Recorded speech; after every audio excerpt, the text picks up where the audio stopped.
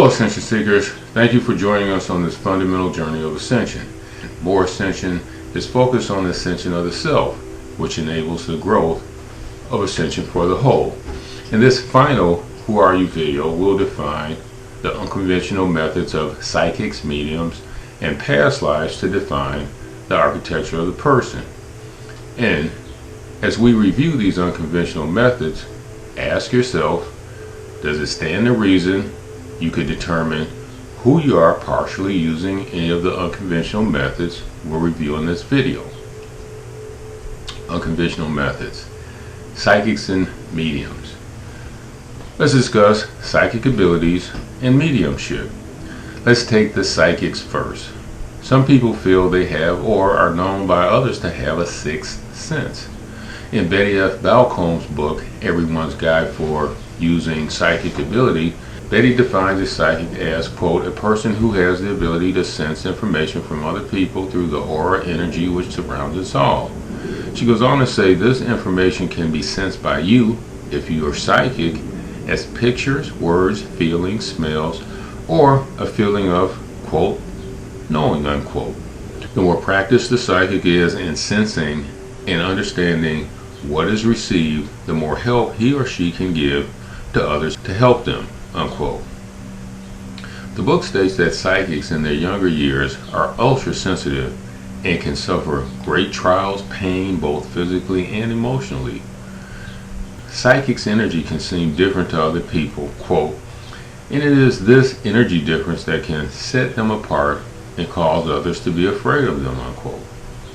Psychics can seem and feel different from other people and even family members. And psychics have varying strengths and abilities to utilize their psychic skills. Some psychics are healers and others can be drawn to creative and communication roles. Betty Balcomb also says that some are attracted to health professions, politics, and even religion. Also, it said that psychics must obtain permission to perform any psychic work on anyone, or it is very unethical. In my experience, one can also be too psychic. I had a great psychic reading many years ago. After the session, I said I wished I could be psychic like her, and she said she wouldn't wish this on her worst enemy. I asked why, and she kind of broke down and said that she could not turn it off. There were always voices in her head, and I prayed for her and I've looked for her, but I've not been able to find her, and I always hope she's doing well. But not all psychics have this issue. In Emily Stroya's book, Psychic Development for Beginners, a practical guide to developing your intuition and psychic gifts, Emily shares that, quote, the word psychic is derived from the Greek psychokos, then translated to English around early 19th century as psyche, meaning the human soul, mind, or spirit. Emily also mentions phrases like, quote, listen to your gut, unquote, which is almost what all people do these days. And also, quote, follow your intuition, unquote. Are you a person who listens to their intuition? Do you listen to your body? Do you follow your intuition? This is the highest kind of psychic ability one can have and follow. These are the inner understandings that one can attune to, but they can go beyond telling you mundane information. Emily states, quote, a psychic is able to tune into the energy field of a place, person, area, building, or object. They can also pick up on current events, the past, and see possible future outcomes, unquote. You have some psychic ability if you have ever had a premonition or an impression or a dream that later came true. People occasionally experience psychic events, then forget or push them out of their minds. Here are some psychic abilities you may be familiar with. 1. Clairvoyance, the ability to see things and events that are happening far away and locate objects, places, people using a sixth sense. 2. Empathy, the ability to sense the emotions or physical reactions of another person. The abilities can range from instinctive knowledge to actually feeling the same pain or emotions as if they were your own. And this is not to be confused with being empathetic. 3. Precognition, including psychic premonitions. the ability to perceive or gain knowledge about future events without using induction or deduction from known facts. 4. Retrocognition or postcognition, the ability to supernaturally perceive past events. And telepathy, the ability to transmit or receive thoughts supernaturally. If you are one who knows or has taken the time to determine who you are, maybe you've realized that you have some psychic ability. The question becomes, what do you do with it? I've had 2 interesting, not so recent experiences to share. Well, a lot more than 2, but for this subject, 2 that are remarkable. A lot farther in the past, I noticed where one person seemed to be able to see into the body of another person and detect their illness. And the illness was there. And this was a regular person. I saw and heard this myself. In another situation, somewhat more recently, I also saw a person looking at another person as if they were witnessing something extraordinary happening. But the other 10 or so people standing around seemed to see nothing out of the ordinary. I did not approach the first person as I didn't feel comfortable asking, as I doubt they knew I was picking up on what they were doing. I did approach the second one, but they just seemed to be in a different world at the time. I also was nowhere near where I am now on my spiritual journey of ascension and likely didn't approach that person very well. What I know through my experiences, not believe, know, is that there are people that you would see as normal, average people that have very supernatural powers and abilities. And I'm not talking about their superpower. I'm talking about their supernatural power. And again, I understand why they are not sharing them with humanity. We aren't quite ready for them yet. Based on somewhat recent history, some may want to start relighting bonfires. Betty Balcombe mentioned psychics being attracted to religious roles. Do I dare ask if many ministers might be psychic? Have you heard any, quote, stories of ministerial callings, unquote?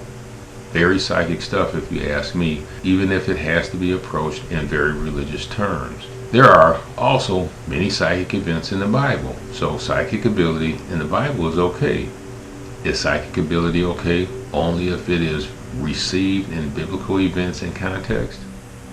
As you may guess, I've had several psychic readings in my life, and I still have contact with some of those psychics who read me in the distant past. And they were both men and women, blacks and whites, one East Indian man and one Christian minister, all very gifted. The minister's made his transition, but we still keep in touch. Psychics also always tell you when they perceive that you have some psychic ability, which all of us do to varying degrees. By the way, have you ever gone to someone's home and decided that it was haunted, or been with someone who thought it was haunted? Did you go in? Did you tell the person who owned the home? If so, do you consider yourself psychic? I have had several readings by a gifted psychic here in the Chicagoland area where I live. She has helped me in several areas, but mostly in the area of upcoming jobs and contracts. Her name is Cynthia Cooper. If you are interested in a psychic reading, I certainly recommend Cynthia Cooper at spirittherapist.com. That's spirittherapist.com. And any contact with her would be strictly confidential between the two of you. Cynthia is very professional. I play no part or receive any money or information regarding the interaction. Also, I consider any psychic interaction as input to my free will decision-making process. And I suggest you approach these matters in the very same way. If you aren't quite ready for a reading, but would like to know more, if enough viewers are interested, maybe Cynthia Cooper would consider being my first Moore Ascension channel interviewee. Please let me know what you think in the comments or via email. In discussing psychic sensitivity, the raw material states that some tones or ringing in the ears are presentations of psychic signals being sent. A tone in the left ear signifies a signal from a negative entity. A tone in the right ear signifies a signal from a positive entity. The positive entity tones means to, quote, listen and take heed. The other positive signal is the tone above the head, which is a balanced confirmation of a thought, unquote. One is also able to receive negative entities signals in the form of thought forms, word forms, and visions. Do you ever hear tones or ringing in one ear? Also, in chapter 1 of Emily Stroya's book, Emily differentiates between psychics and mediums. Quote, a medium is able to connect with past loved ones and provide evidential details about the deceased. A medium may be able to verify details such as how a person died, type of passing, age, personality, job, occupation, single, married, kids, favorite hobbies, memories, and a message. A psychic may also be a medium, but a medium must be psychic because psychic ability is the foundation to any type of mediumship. Quote, some psychics, usually called, quote, mediums, unquote, can hear messages, some of which can come from the spirits of people who have died. She goes on to say, no spirit belongs on earth after the death of the body, whether it be beautiful and harmless or bitter and harmful. A psychic who is able can help spirits to leave and return to their soul where they came from. A spirit cannot progress while it remains on earth. Visiting a medium and receiving a message from the spirit of a person who has died is totally different. That spirit is not based on earth, but is with its soul, unquote. And I would think most mediums are engaging with spirits who have made their transition and are looking to say, I'm fine, and goodbye to their loved ones. But as so many people are skeptical and even fearful of such things, many spirits are likely left to try as they may to visit their loved ones in their dreams. As I mentioned in my introduction video a year ago, my first experience that really got me interested in this study was a channeling tape from the Monroe Institute. Back in 1975 or 1976, my mother gave me a cassette tape to listen to, and it was of a channeling of a lost spirit. The tape involved a man and his wife who was the channel. The tape mentioned that spirit, through his wife, was approaching them because they were in a very unique position to help save the soul of a boy that was a captain's boy on a ship that sank at sea. All lives were lost. The boy, in spirit, was holding a piece of driftwood and got stuck in a time bubble for hundreds of years. The husband, channeling through the wife, was able to very gingerly coach the boy to release the wood and leave with his spirit family that came for him.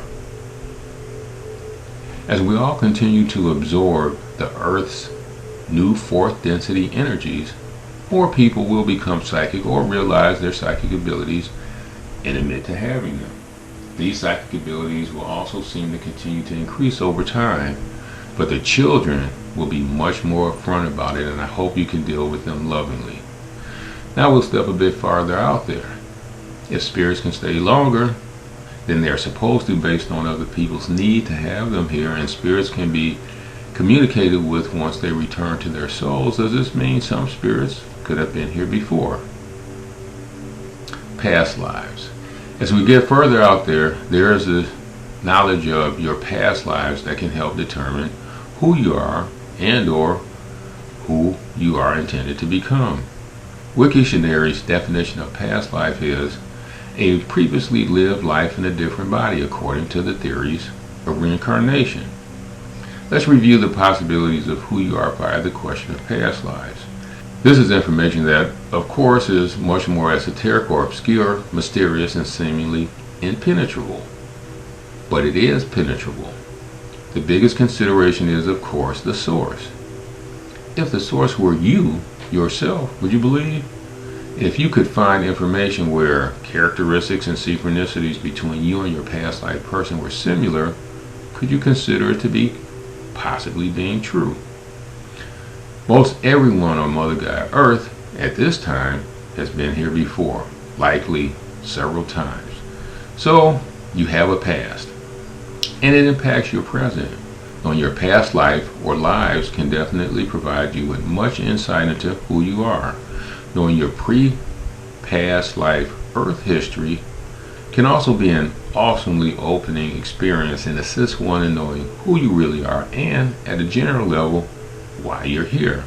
And we will discuss why you are here in the video after next.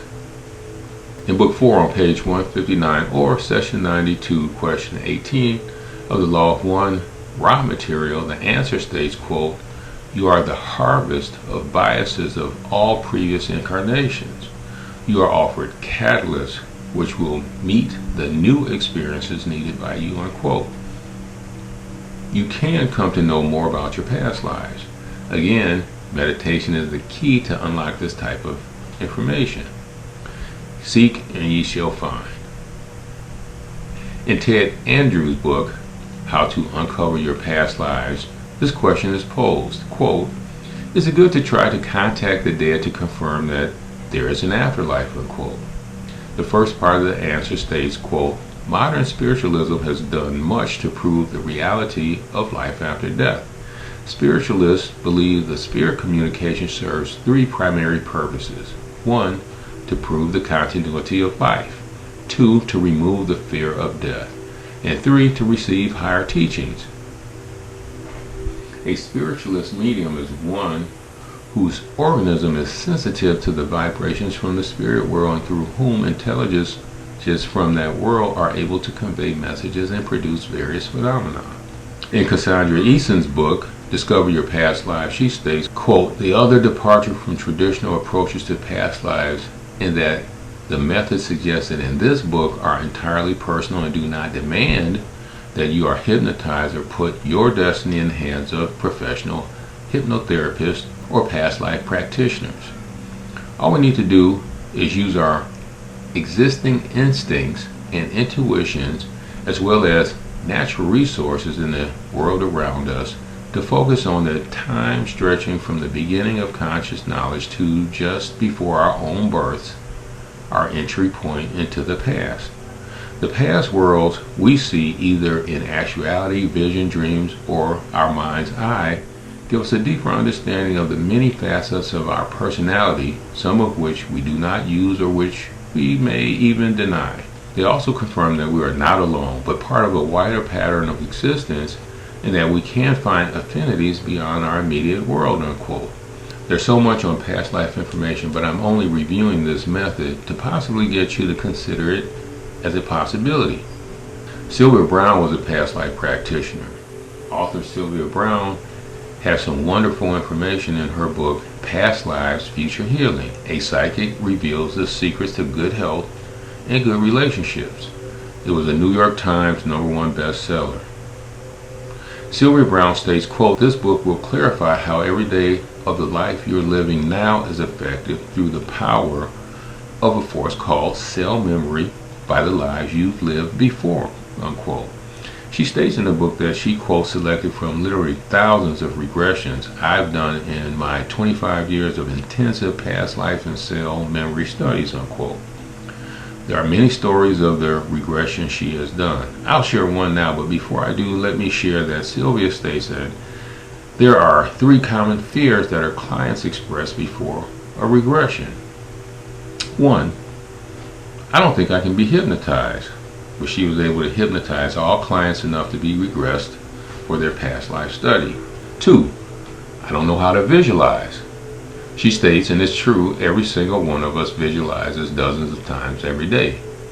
And 3, what if I find that I was a terrible person in a past life? And she gives 3 answers. A, if you were, you wouldn't be able to be regressed if you are a dark being. And if you can, it proves that you are not beyond hope of resolving any past life issues. B, we all have made mistakes in this and in our past lives. And C, if we have guilt about a past life issue, we're able to resolve it rather than carry it into yet another incarnation unresolved. So, if you want to try and find your past lives yourself, please try Cassandra Eason's book, mentioned earlier, Discover Your Past Lives. Unfortunately, Sylvia Browne is no longer with us. You'll have to find a regressionist you can trust. I have recently been referred to one, and I'll share my feelings after I have the regression. Now, back to the Sylvia Browne past life regression that I'd like to share.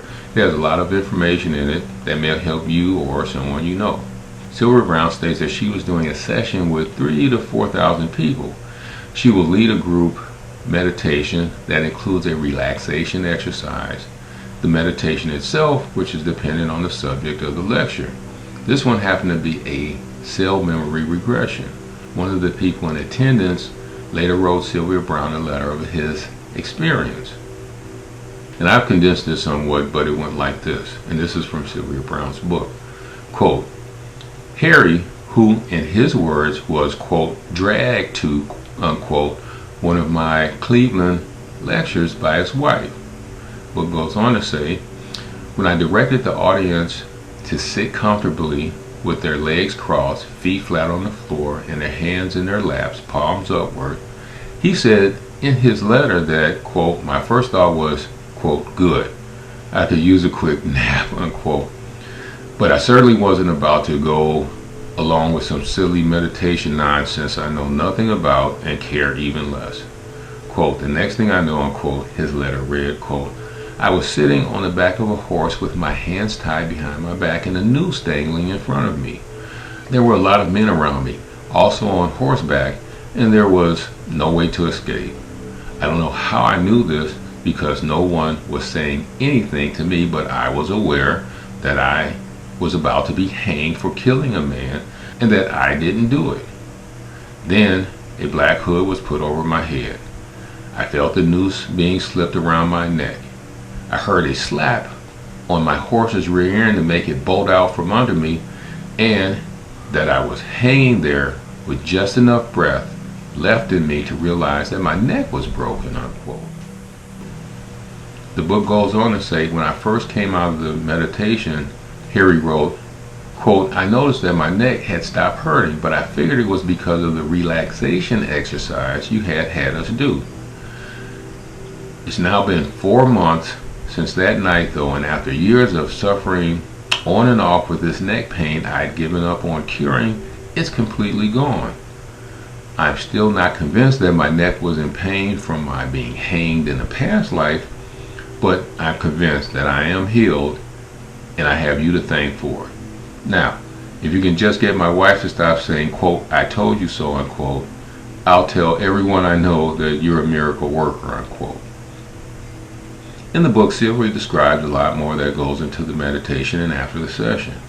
She then goes on to state she gets many letters like this where people state that they've recovered after the group meditation. These unconventional methods seem challenging, but there are books, YouTube channels, and people that can assist you if you're interested. Does it stand to reason you could determine who you are partially using any of these methods? The universe rewards action. It's a universal law. The law of action. Quote, action begets action, unquote. Next, I'll make a short video about how I lost almost 75% of my viewers. And stay tuned for the next video series, Why Are You Here and Now? To define the architecture of spiritual accountability or reincarnation. Hope to see you there. We are Moore Ascension. Thank you.